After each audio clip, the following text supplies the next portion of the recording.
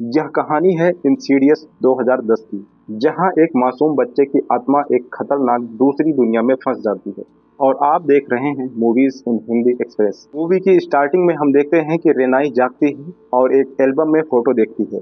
Dalton उसका बेटा उसके साथ जुड़ता है और दोनों साथ में फोटो देखते हैं। डाल्टन अपनी माँ की बचपन की फोटो देखता है और अपने पिता जोस की बचपन की फोटो के बारे में पूछता है। रेनाई बताती है कि उसके पिता की बचपन की कोई फोटो नहीं है क्योंकि वह उनके साथ लापरवाह है। बाद में रेनाई किताबों को रैक में रखती है लेकिन कोई उन्हें गिरा देता है। वह सोचती है कि बच्चों ने किया होगा और उन्हें डांटती है, लेकिन असल में बच्चों ने नहीं बल्कि किसी बुरी शक्ति ने, किसी इविल पावर ने किया है। जैसे ही जोश काम पर जाता है, रेनाई पूरे घर का काम करती है और फिर गाना प्रैक्टिस करने लगती है। तभी उसे अपनी छोटी बच्ची के रोने की आवाज सुनाई देती है और वह उसे चुप कराने जाती है, लेकिन बच्ची लगातार रोती रहती है। रात में जब डाल्टन खेल रहा होता है तब अटारी का दरवाजा अपने आप खुल जाता है। डाल्टन अटारी में जाता है और लाइट ऑन करते समय सीढ़ी से फिसल जाता है। वहां किसी आकृति को देखकर वह चिल्लाने लगता है। उसकी आवाज रेनाई और जोश सुन लेते हैं।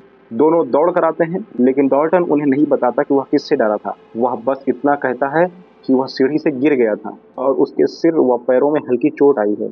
जो उसे कमरे में ले जाता है। रेनाई सुबह से अपनी म्यूजिक सीट बॉक्स ढूंढ रही होती है। उसे वह बॉक्स अटारी में मिलता है, ठीक उसी जगह जहां डाल्टन डर गया था।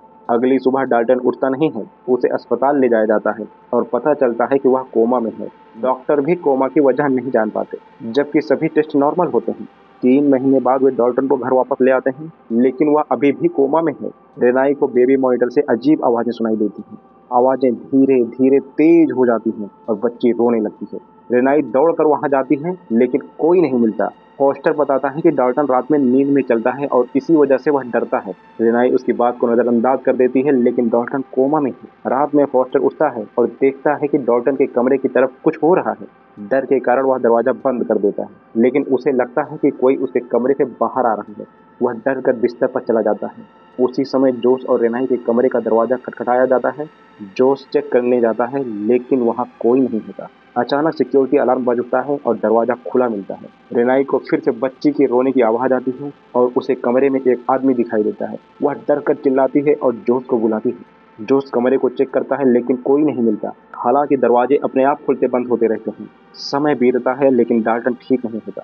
डॉक्टर कारण नहीं बता पाते और रेनाई को बिस्तर पर खून का निशान दिखता है। वह डर जाती है और जोश को बुलाती है। दोनों के बीच झगड़ा होता है और रेनाई कहती है कि यह घर भूतिया है। घर में चीजें अपने आप हिलती रहती हैं और रेनाई को अजीब सपने आते हैं। उसे बाहर एक काली आकृति दिखती है और फिर एक आदमी कमरे में आता है। वह डर कर चिल्लाती है और कहती है कि वह इस घर में नहीं रहना चाहती। वह घर छोड़ देते हैं और नए घर में शिफ्ट हो जाते हैं। जोश की माँ एक फोटो देखकर हैरान हो जाती है। नए घर में भी अजीब घटनाएं जारी रहती हैं और रेनाई को एक बच्चे की आत्मा दिखती है। वह देखती है कि वह आत्मा डाल्टन के कमरे में छिपी है। रेनाई डर कर एक फादर को बुलाती है और कहती है कि पुराना दानव उसके साथ यहाँ भी आ गया है। जो उसकी माँ भी बताती है कि उसने शैतान का सपना देखा है। जब पूछा जाता है कि वह क्या चाहता है, जवाब मिलता है उसे डाल्टन चाहिए। बातचीत के दौरान जोश के पीछे वही शैतान दिखाई देता है। उसी समय डाल्टन के कमरे से आवाजें आती हैं और चीजें इधर उधर फेंकी जाती हैं। डाल्टन बिस्तर से गिर जाता है और सब डर जाते हैं। तब पैरानॉर्मल एक्सपर्ट एलिस को बुलाया जाता है। एलिस बताती है कि डाल्टन कोमा में नहीं है, बल्कि उसकी आत्मा दूसरी दुनिया में फंसी हुई है। उसकी आत्मा शरीर छोड़कर दूसरी दुनिया में जा सकती है और वहीं फंस गई है। इसका मतलब है कि घर बदलने से कोई फर्क नहीं पड़ा। असल में दानव डाल्टन के पीछे है, घर के नहीं। दानव उसे अपने कब्जे में कर लेना चाहता है। जोश डाल्टन से संपर्क करने की कोशिश करता है और उसे एक संकेत मिलता है। वह डाल्टन के बनाए स्केच देखता है जिसमें एक दानव का चित्र होता है। एलिस और उसकी टीम डाल्टन से संपर्क करने में सफल होते हैं।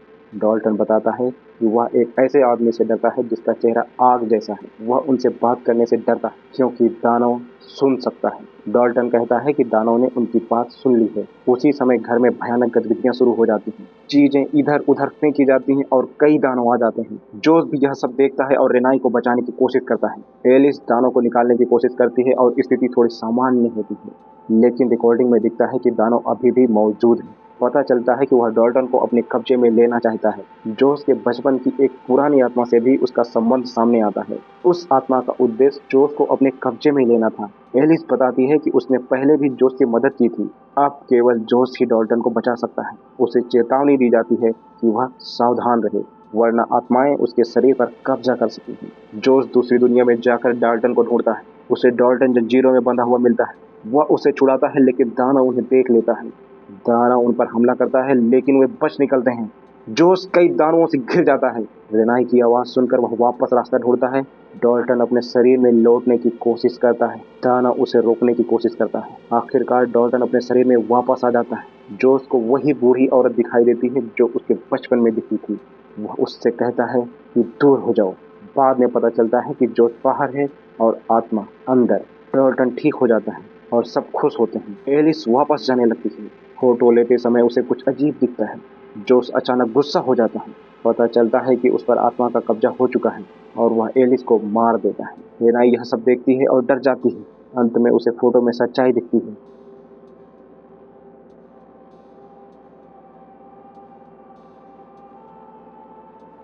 और यह फिल्म यहीं खत्म हो जाती है।